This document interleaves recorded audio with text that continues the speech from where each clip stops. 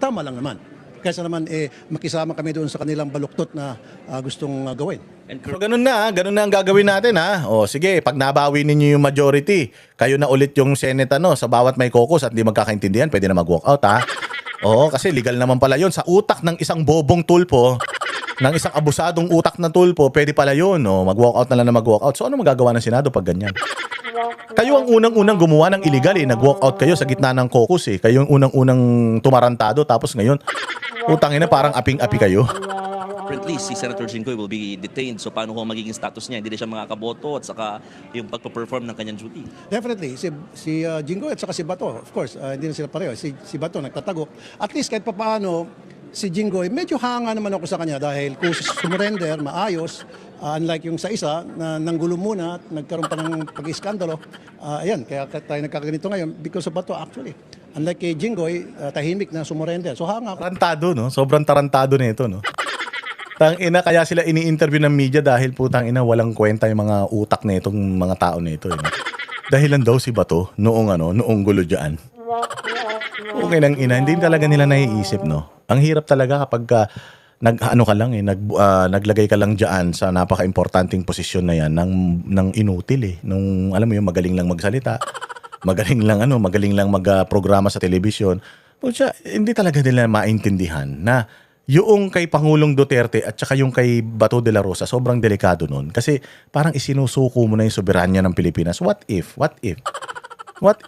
sa inyo mangyari yan? Tapos, korte, sabi ko nga sa inyo, ilagay natin doon sa sitwasyon na China.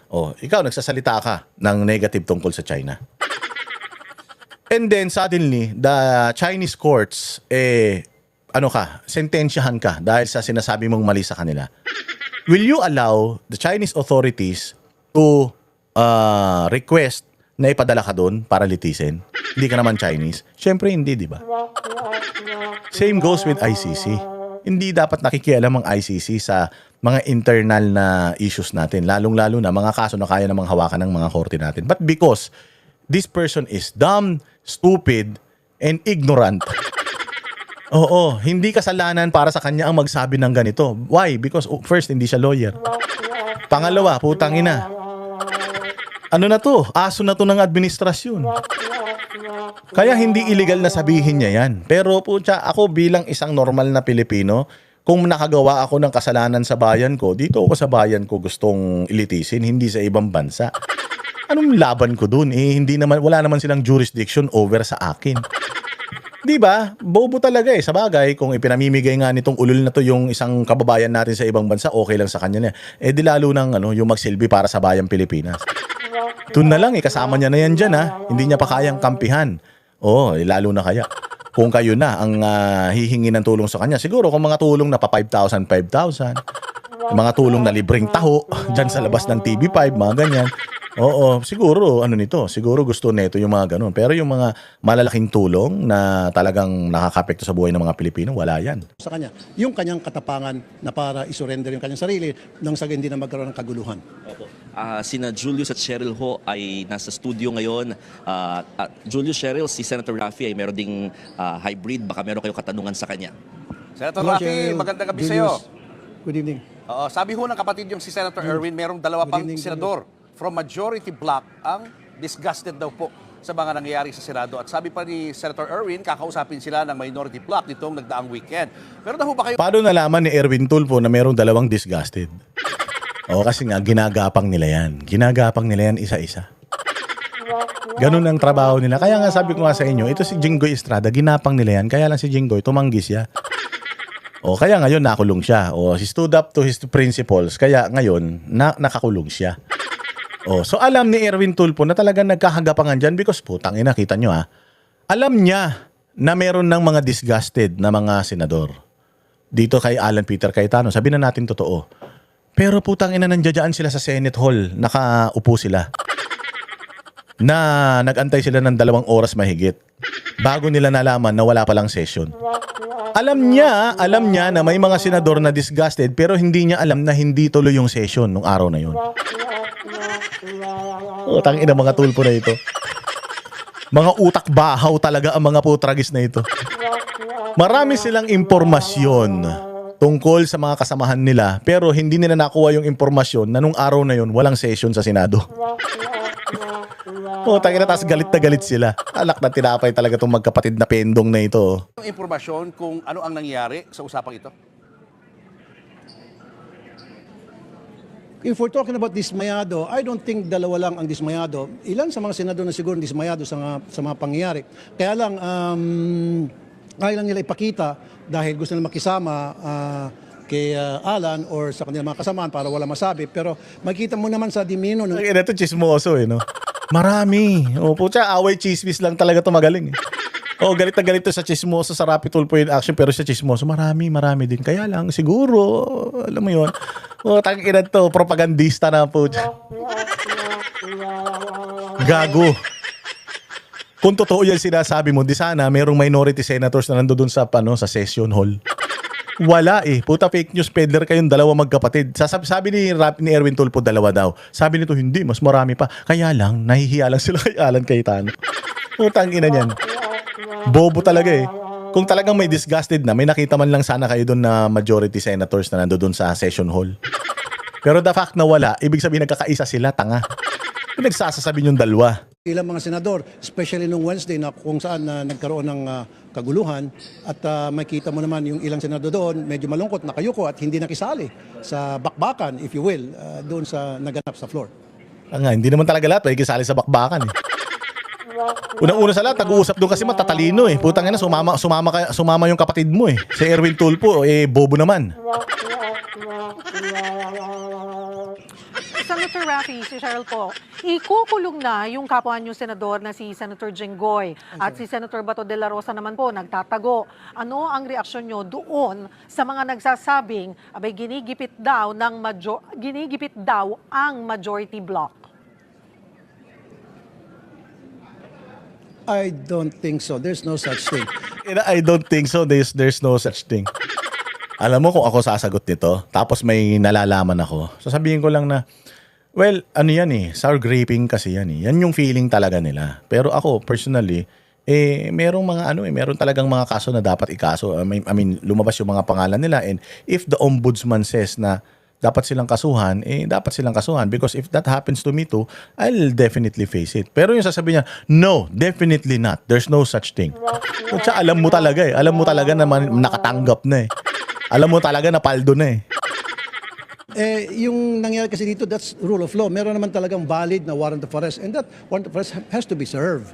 Kaya nga, pumunta rito yung PNP para iserve yung warrant at sabi kanina, hanga naman ako kay Jinggoy kasi mahinaw na sumurrender siya kaysa magkaroon ng kaguluhan. So walang pagigipit mula sa amin. Hindi naman mula sa inyo. Wala naman sinasabi mula sa inyo Putang ina, nadulas ka na naman. Ang tanong sa'yo nung reporter, may panggigipit ba sa majority? Sinabi ba niya na panggigipit ng minority sa majority? Wala Sa bibig mo lumabas Ulitin natin Ano yung tanong ni Cheryl Cosim? Ano yung tanong? Senator Raffy, si Cheryl po, ikukulong na yung kapwa niyo senador na si Senator Jinggoy at si Senator Bato de la Rosa naman po nagtatago. Ano ang reaksyon niyo doon sa mga nagsasabing abay ginigipit daw ang majority bloc? Ginigipit ang majority bloc. Nino, wala siyang sinabi kung sino. Basta ginigipit yung majority bloc. Ano sagot ni Gunggong? I don't think so. There's no such thing. Yung nangyari kasi dito, that's rule of law. Meron naman talagang valid na warrant of arrest and that warrant of arrest has to be served. Kaya nga, pumunta rito yung PNP para iserve yung warrant at sabi kanina, hanga naman ako kay Jinggoy kasi mahinaw na sumurender siya kaysa magkaroon ng kaguluhan. So walang pagigipit mula sa amin. Walang panggigipit mula sa amin. Hindi yun ang tanong, pero lumabas sa bibig mo. So ibig sabihin yung panggigipit galing sa inyo. Hindi man kayo ang gumagawa mismo ng panggigipit, pero kasabwat kayo ng mga nanggigipit sa majority. Di ba? Huli. Di ba? Puta, ganyan ka, puro lang utak niyan. Bobo. Simple-simple ng tanong, Tagalog, hindi pa naintindihan. Walang panggigipit mula sa amin. Dinidinay niya kahit hindi naman sila pinagbibintangan. Putang ina niya. Sakit sa ulo. Ibang klase kayo, mga tulpo kayo, putang ina, tuspok na talaga sa sobrang manyakol ninyo. Tuyot na yung mga utak ninyo. May kaso siya and then yung kaso niya dumating sa punto na nilabasan siya ng warrant at yung warrant sinerved. Or Senator ginigipit daw po Raffy. yung majority itself. No, wala. Kung tutusin, kami dapat ang gigipitin kasi kaming minority. Kami manggigipit sa majority. How can that happen? Outnumbered. Ay, ano pa pag ginagawa nyo kundi panggigipit? Paano outnumbered? Paano outnumbered? Nakikita nyo na nga na meron kayong way para makuha ninyo yung numero bagamat kayo yung minority. Meron kayong way para makuha ninyo yung numero. Saka ba't kayo gigipitin? Hindi naman trabaho kasi ng yan. Hindi naman trabaho ng senador yan, ng Senate President, nagipitin yung minority. Kayo lang naman ang nanggigipit sa majority kasi ayaw nyo kay Alan Peter Cayetano. Bakit ba kasi ayaw nyo kay Alan Peter Cayetano? Kasi nga si Alan Peter Cayetano inilagay sa Blue Ribbon Committee, hindi kayo. Ganun yun. Oo, kaya ayaw nyo kay Alan Peter Cayetano kasi nagwo-work naman yan dati eh. Kapag ka ang isang Senate President pinalitan, it works. Nagtatrabaho pa rin naman kayo eh. Pero ito, bakit ayaw nyo? Bakit ayaw nyo kay Alan Peter Cayetano?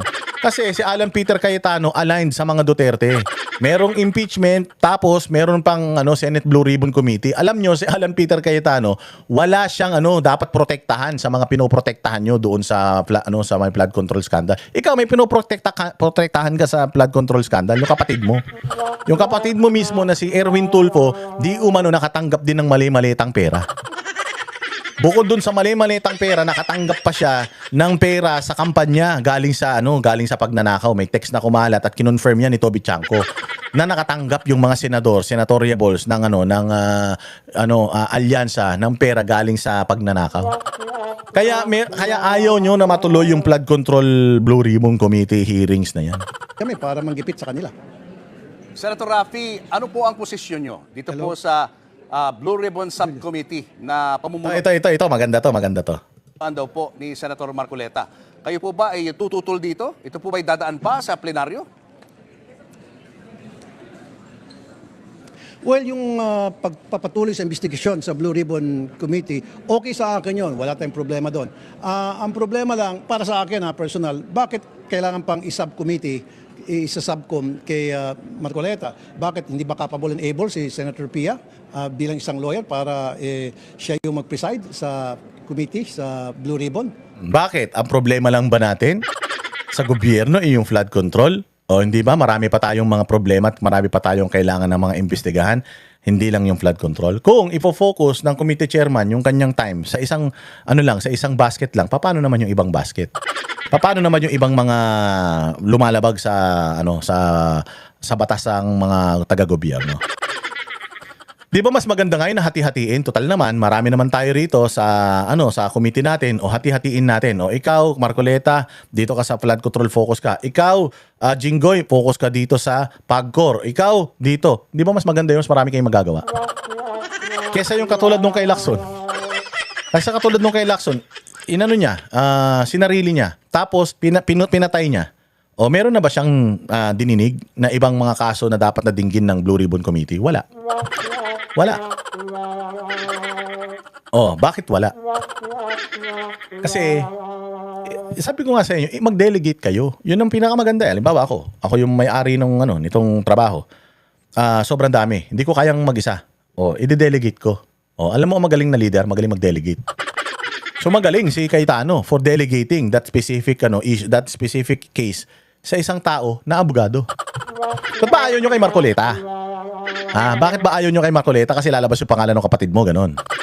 Kasi lalabas yung ACT-CIS, ganon. Yung party list ng asawa mo. Kaya ayaw nyo kay Marcoleta. Ganon ba yun? Nagtatanong lang ako, kasi di ba yung ACT-CIS? Pangalawa ang ACT-CIS sa pinakamaraming pondo na nakuha. Pinakamaraming pondo na nakuha. Una, Tingog. Pangalawa, ACT-CIS. Yung party list ng asawa niya. Yung ba yung kinakatakot nyo? Kaya ayaw nyong mapunta kay Marcoleta yan? Kasi si Marcoleta, kaya fit na fit siya dyan sa Blue Ribbon Committee na yan. Bakit? Galing siya sa Congress eh. Alam niya yung mga katarantaduhan dyan sa Congress. So ngayon, siya bilang dating congressman at ngayon nasa Senado, abogado pa siya, putsang ina, malawak yung kumbaga bird's eye view ang tingin niya sa pag-iimbestiga na yan. Marami siyang paraan para mapalabas yung totoong may mga kasalanan dyan sa pagnanakaw ng bahay. Ba't ayaw mo? Ha? Ba't ayaw mo dahil lalabas sa bolang kristal yung pangalan ng kapatid mo na umamin mismo si Erwin Tulfo dyan mismo sa hearing sa Senado na nagkakabentahan ng proyekto dyan sa Congress umamin mismo si Erwin Tulfo doon. Tapos yung party list ng asawa niya. Yung party list ng asawa niya na pangalawa sa pinakamalaking pera nakuha sa lahat ng mga party list. Pangatlo, hindi nila ninakaw yun. Hindi ko sinabi ninakaw nila, pero pangalawa sila sa pinakamalaki ang allocation. Yung anak mo na congressman sa Quezon City na pinakamalaki ang flood control budget niya, pero wala namang baha sa kanyang lugar.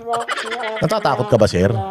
Kay Marcoleta nalalabas lahat yan. Kaya naman pala po siyang kumampi ka na sa kalaban Bakit gano'n nangyari? At saka isa pa, kailangan i-convene muna yung Blue Ribbon. Kailangan yung committee, kailangan i-define muna kung sino-sino yung mga members.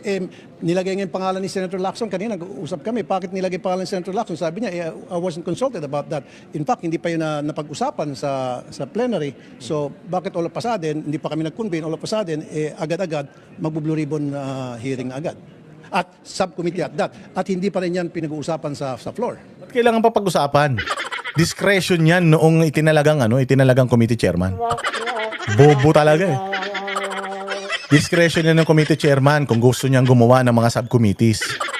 It's not up to you. Bakit nyo gusto padaanin sa plenaryo na naman para pagdebatihan dahil deadlock kayo 11-11. Tapos kapag wala na naman kayo numero, mag-walk out na naman kayo, gano'n. Bobo talaga Senator Raffy, kanina doon sa statement ni Senator Jinggoy, may nabanggit siya tungkol sa pinopropose daw na parang ex-deal, no? Na kapag lumipat sa minority, ay yung mga kaso ay lulusot na. Kumbaga, kakalimutan na yung mga kaso. Are you aware of such proposal na ino-offer sa mga miyembro ng majority? Hindi ako aware na merong ganong klaseng pag-uusap. Hindi ka talaga aware. Lagi ka naman di aware. Meron ba namang kriminal na aamin sa kasalanan niya? Hindi ka nga aware na nakikipag-usap si Tito Soto kay Boji D patungkol dyan sa patungkol dyan sa yung term extension Hindi mo nga alam yun Hindi lahat alam mo. Hindi lahat alam mo. Maraming nililihim sa iyo dyan. Si Tito Soto nga naglihim sa inyo Dinay kayo ng dinay. Walang ganung usapan. Tapos putang ina biglang umamin si Tito Soto. Nag-usap talaga kami pero joke lang yun. Dinapahiya kayo. Wala akong narinig na ganong klase pag-uusap. Every now and then, nag-uusap kami ng minority, ng mga kasamahan ko sa caucus, pero never na mention yan na kailangan merong isang kasama tayo, makikipag-ex-deal or deal na dapat lumipat sa amin. Kung hindi, makakasuhan sila. There's no such thing. Katang isip lang siguro yon nila kung sino man yun. Senator Raffy, habol ko na lamang dahil nga ano na ang mangyayari dito sa sesyon kung hindi sumipot nga kanina yung majority block? Tingin nyo magkakaroon pa rin maya-maya or sa ibang araw na itong itutuloy? Well, I don't know kung ano yung plano nila pero naka-ready naman kami. Definitely papasok kami tomorrow hanggang Wednesday. Ito nga, Cheryl, ang nakakalungkot, yun nga, si Senator Alan Cayetano, si SP Cayetano, nagpadala sa message kay Senate Minority Leader namin, kay Tito Sen, na parang gusto niya i-boycott namin ng Senado. Why would we do that? Just because meron isang kasamahan kami na sinusunod lang kung ano yung rule of law, kailangan siya mahuli, i-serve yung warrant. Gusto niya pati kami mag-boycott kasi sinasabi niya dapat magkaroon daw independence ang Senate. So hindi ko maintindihan yun. So, Just dapat ganun talaga. If you really love your house, if you really love Senate, you will not let anyone, most specifically your co-equal branch, to overpower you. Kaya nga kayo co-equal, pantay kayo So in terms of, without politics, in terms of equal branches of government, dapat inaano nyo yun, tawag dito, dapat ini-impose nyo yun. Yung pagiging equal nyo sa judiciary, sa judiciary at saka sa executive dahil kayo bilang mga legislators. Dapat sinasabi nyo yun na this is wrong. There's always a proper way in enforcing the warrant. Wag naman dito sa Senate. Kaya nga ang ganda ng sinasabi ni Cayetano na, sir, mababastos naman kami. Bigyan nyo naman kami ng konting dignidad. Masyado nyo na kaming kinakawawa. Baka naman pwede. Doon na lang natin sa labas arestuhin. Kasi it will show the people na wala nang kwenta, wala nang kakwenta-kwenta ang Senate eh. Because even if this happens sa Congress, the whole of Congress will definitely stop it and will definitely assert their co-equal power. Di ba? So sinisigaw-sigawan ng DILG Secretary ang Senate President. Kailan pa nangyari yun? Hindi pwede yun. Hindi pwede yun because the DILG Secretary is not superior with the Senate President, not even the Speaker of the House. Kasi them being part of the executive, ang kapantay ng Senate President ng Speaker of the House, yung presidente. At saka yung Supreme Court Justice. Yung mga DILG, ano lang yan, enforcer lang yang mga yan. Oo, syempre kung sa sa lugar na iyon, wala man presidente doon. O sino ang merong pinakamataas na authority diyan sa Senate? Si Senate President. So kailangan sumunod sila kay Senate President dahil siya yung highest authority diyan sa lugar na yan. Pero dahil nga wala na, para na tayo nasa martial law, ginigipit na talaga lahat. O gagawin na nila yung gusto nila. Now, if nagawa ito diyan sa Senate, sa leadership ni Alan Peter Cayetano, o let's say for example, lumabas ngayon dito sa mga hearings si Erwin Tulfo, kailangan na ding arestuhin. Do you think papayag tong kapatid niya? Do you think kung sila ang nasa majority, do you think makakasuhan nito si Erwin Tulfo? Oh. Yan yung itanong ninyo sa sarili ninyo. Yan yung isa sa mga nakakasakit sa ulo ko isipin. Isa pa, pinatayan kami ng aircon, pinatayan kami ng internet, pati yung aircon sa CR, pinatay na rin. You see? Anong problema ron? Walang session. Nasa session hall kayo. Utangin ninyo, gusto niyo pa mag-aircon. Kesyo, masasayang ang pera ng taong bayan. Hindi ba masasayang ang pera ng taong bayan kung nandoon kayo na hindi naman kayo dapat nandoon? Patay yung aircon. Gusto niyo pa buksan. Tangina na kami pa magbabayad ng kuryente ninyo. Tsaka, kung halimbawa man, namatay yung aircon. Oh, teka, mainit dito. Di ba yung katulad na sinabi ko kanina? Akyat muna ako dun sa opisina ko kasi malamig dun. Tapos baba na lang ako kapag nandiyan na sila. Hindi. Hindi. Pati yung pagpapatay ng aircon, puta issue sa'yo. Ano ka, sanggol? Pinatayan daw siya ng wifi. Anak ng tinapay ka. Wala ka bang data? Bilyonaryo ka yung anak mo. Gumagastos ng 7 milyon sa 2 araw sa pag-inom-inom lang tapos wala kang pandata. Anak ng tinapay, rapid. Napaka-petty mo naman. Isumbong mo kay Tulfo. Oo, dahil pinatayan ka ng aircon. Magreklamo ka kay Rapi Tulfo in action. Ano ba kababaw? Yung mga nangyari sa Senate, sa ngayon, dapan-dapa na ang Senado sa imahe. Ang ano mangyari, lulubog ba kami sa lupa sa sobrang pagkababa yung nangyari ngayon sa atin, sa Senado? Senator Raffy, klaro Bumaba yung uri ng Senado nung dumating kayong magkapatid dahil pares kayong tanga. Dati na nga tanga yung Senate, puta dumagdag pa kayong dalawa, lalo nang bumaba. Kayo ang problema. Nadagdagan pang 2 dilawan tanga, putang inang yan. Lahat puro tanga eh. Talagang bababa yan. Walang hiya kayo. ko lamang yan. Pinatayan kayo ng aircon, ng internet. Sino po? Lahat ng minority? Yeah, sa plenary. Plenary. Kasi wala namang any member of the majority doon kanina eh. So lahat kami 11, nandun kami sa floor. So nagantay kami after more than an hour, all of a sudden, biglang uminit, nagpapaypay na si Senrisa, and then lahat kami. Kasi naman, bobo nyo naman, nakita nyo na nga nang wala eh. Nandoon pa rin kayo. E paano kung automatic na mamamatay yan? Tsaka, Rapi Tulfo naman. Putang ina, napakatanga mo naman. Napakadali naman. Shit, namatay yung aircon. Pumunta ka sa tech. Namatay yung aircon doon. Pakibuksan naman. Hindi mo kayang gawin yun. Kailangan mo pa isumbong sa media yan. Kuta, ganyan kakasanggol. Walang iya naman to si Rapi Tulfo na to. Kala ko pa naman siga ito. Yung pala puta sumbongero. Diba naman yung pagpapatay ng aircon, hindi nyo kayang solusyonan dyan sa Senado. Paano nyo susolusyonan ang pera, ang problema ng taong bayan kung yung namatay na aircon hindi nyo kayang pabuksan? Gusto nyo solusyonan yung problema natin sa South China Sea. Problema sa gasolina, pagtaas ng presyo ng bilhin, pagbagsak ng ekonomiya. Puta, yung problema sa aircon, hindi nyo kayang solusyonan. Pinatayan ka lang ng aircon o namatay lang yung aircon, puta, sinisi mo na kagad sa majority, wala nga dyan yung majority. So anong ibig mo sabihin? Inutos ni Speaker, ni Senate President, patayan nyo nga sila ng aircon. Sa tingin mo, ganun kabobo, ganun kababaw si Senate President para siraan nyo ng siraan ng ganyan? Iniisip nyo ganun katanga yung mga tao na maniniwala na kaya kayo pinatayan ng aircon dahil minority kayo? Awang-awa naman yung mga tao sa inyo. So, ano yan, pa-main character kayo? Kayo ang problema na dapat solusyonan ng gobyerno, ganun? Anong klase yun? Inang yan. Simple lang naman eh. Namatay yung aircon. Shit, namatay yung aircon. Wait, asan yung ano natin? Yung head ng ano natin, ng facilities? Ba't namatay yung aircon? Pakibuksan naman, nandoon kami. Hindi mo kayang gawin yun. Tapos, namatay daw yung aircon sa CR. Putang ina, tatai ka na lang. Gusto mo pa malamig. Sobrang spoiled mo naman, Rapi Tulfo. Pinanganak ka ba sa ano? Pinanganak ka ba sa minahan ng ginto? Ang inang anselan ha.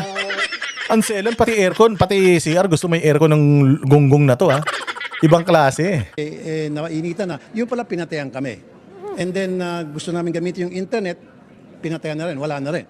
So pumunta yung ilan sa amin sa CR, wala na rin, mainit na rin. Ano po So ang talagang sinadya yung Tingin niyo po ginawa nila. Tignan mo, ganyan siya kagago. Ganyan siya ka mag-akusa kahit wala naman siyang ebidensya. Putang ina, ganyan pag di abogado eh. Sinadya daw yung pagpapatay ng aircon. Dapat i-address to ni Alan Peter Cayetano. Sinasabi mo na sinadya. Paano sinadya? Putang ina. Kami nga nagpapanda, kahirap na kami doon. Kakatanggol kay Jinggoy. Putang ina kayo, problema nyo aircon. Tapos gusto nyo asikasuhin pa kayo. Parang yung nanay mo, di ba? Parang yung nanay mo. Putang ina, naglalaba yung nanay mo. Subukan mong lapitan, ma. Anong ulam? Puta, sasapakin ka ng nanay mo talaga. Ang ina ka, naglalaba ako dito. Putang ina ninyo, gusto nyo pa ipagluto ko kayo ng ulam. Wala kayong mga kamay, wala kayong mga paa. Di ba? Gaganunin kayo ng nanay ninyo. Ma! Yung dating mo ng bahay, pagdating mo ng bahay, putya, yung nanay mo naglilinis, kakatapos na mamalansya, nakakasampay lang. Ma, ano ulam? Puta, gumanon ka, sasampalin ka ng nanay mo. Yung nanay ko, dudugo ang bibig ko niyan. Ulam? Eto ulam. Suntok. Tarantado, di ba? Nagkakagulo na sa Senado. Kinukulong na yung kasamahan nila. Ang problema ng mga tulpo, aircon. At ang pinakamasaklap, masama ang loob niya dahil walang aircon sa kubeta. Tang ina ka, anong gusto mo? Pag tae mong ganun, yung amoy masisinghot-singhot mo pang ganun, paikot-ikot yung aircon sa loob ng CR. Okay lang, inanto si Erwin Tulfo, Rapi Tulfo na to. Puta, magkapatid nga kayo. Sa isang matris nga kayo nang galing. or pinimbestigahan niyo ba ano ang rason bakit kayo walang aircon, walang internet?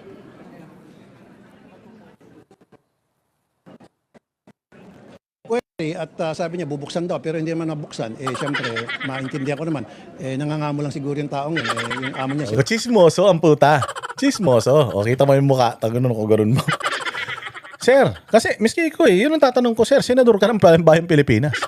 Sinusolusyonan mo problema ng mundo, ng mga Pilipino. Nagbabalangkas kayo ng batas. Tas aircon lang, sir, hindi mo kayang gawa ng paraan. O, ngayon, yung tao na yon, inutusan mo, buksan, hindi binuksan, anong gagawin mo? Putang ina, sisantin mo. Loko-loko ka ba? Sisantin mo. Putang ina nyo. Ba't nyo pinatay? Nandiyan kami. Ano yan, bastusan? Buksan nyo yan. Sa sobrang bastos mo na yan, hindi mo kayang gawin. Nababastos mo nga yung mga general eh. Yung mga koronel, yung mga barangay chairman, barangay tanod, nababastos mo nga sa Rapi Tulfo in action. Yun lang, tagabukas ng aircon, hindi mo kayang manduhan. O, gumagawa ka ng chismis. Nag-imbestiga ka ba? Kung bakit na walang kayo ng aircon? Wala. Siguro yung nagbukas yung nagpatay ng aircon, baka yung amo niya, yun ang inutos sa kanya. Chismis yan. Chismoso ka. Anak ng tinapay na senador na ito. Siyempre yung SP, hindi naman kami. So, ang importante rito, Diba, binago niya. Kasi ang petty, napaka-cheap na eh. Parang pati ba naman pagpapatay ng aircon, sinisi mo kay Alan Peter Cayetano? Wala nang iba? Baka pati yung pag-agaw ng South China Sea, si Alan Peter Cayetano pa rin may-ari niya na. Anak ng tinapay itong mga tulpo na ito. Cheryl and Julius, gusto ko lang ipaalam sa taong bayan na gusto namin magtrabaho. Kami ay niluklok sa aming pwesto, Senado, para magtrabaho, para dito gawin lahat ng trabaho namin.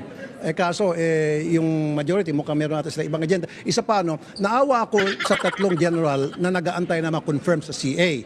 By Wednesday, pag hindi sila ma-confirm, then magrita na lang. Ang paki namin. Sa mga buwaka ng inang general na yan. Wala man silbi sa bayan yan. Hindi nga nila kayang tumayo sa sarili nilang mga paninindigan na questionin ng ating gobyerno sa ginagawang pangbababoy sa Pilipinas. Wala kaming paki at hindi gagaan ang buhay ko kung hindi ma-confirm yung mga buwaka ng inang mga congressman, mga general na yan. Hindi importante yan sa Pilipinas. Yung pagiging yung pagka-commission on appointments, yung pag-a-appoint o yung pag-tapataas sa ranggo ng mga putang ina niyan, wala kaming paki. Hindi niyan mapapamura. Yung presyo ng bilihin, hindi niyan mapapahupa yung dami ng krimen sa Pilipinas.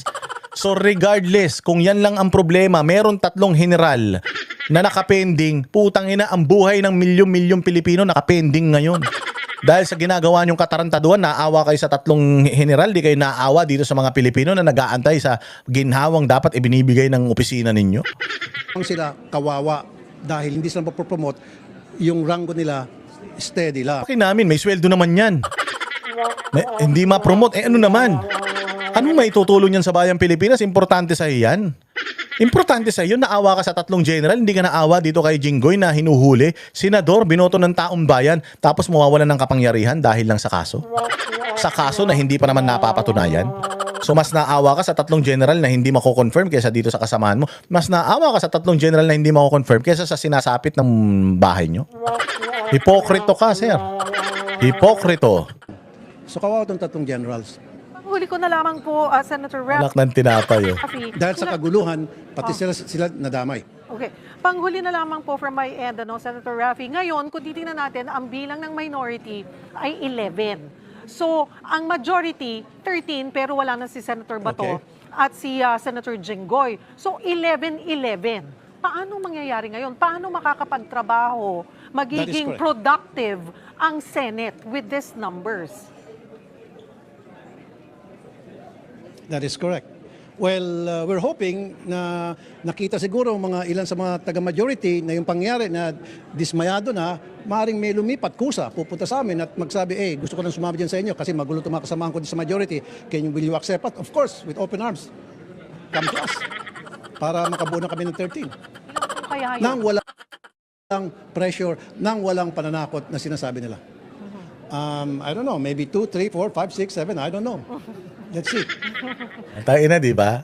Sabi ko nga sa inyo, the most important thing sa kanila ngayon is hindi itong 3 general na hindi na-confirm. Hindi kayo ng mga Pilipino.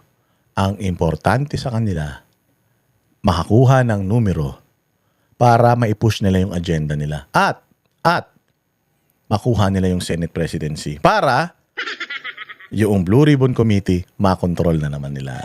Ganyan. Di ba? Yan lang yan mga bossing, Diyos mio. Walang ano yan, wala nang iba. Kami ang boses ng masa, hindi natatakot. Katotohanan lang, di kami nalulunod. Walang bahid ng sismis, lahat ay totoo. Kahit sino ka pa, pag mali ka babanatan ka. Walang pinipiling kulay, wala kaming kinikilingan. Basta para sa bayan, kami lalaban. Pag tama palakpakan, pag mali banatan. Di matitinag, di matatakot, para sa bayan tuloy ang sigaw. Sa harap ng kamera, walang halong takot. Mga baluktot, lahat kayo'y tutumba. Ang hustisya at totoo, yun lang ang mahalaga. Kahit sinong harang, di kami matitinag. Walang pinipiling kulay, wala kaming kinikilingan. Basta para sa bayan, kami lalaban.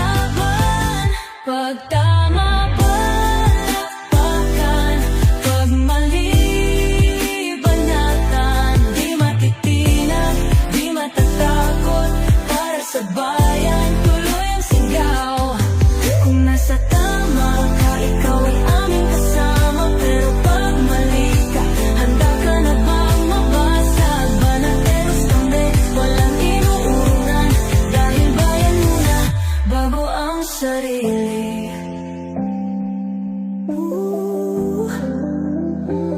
Bago ang sarili.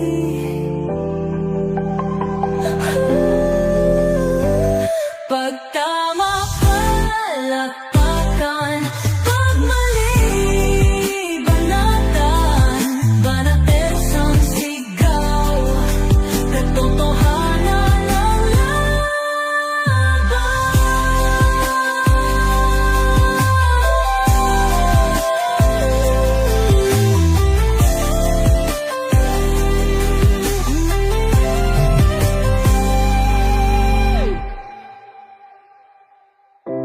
Sa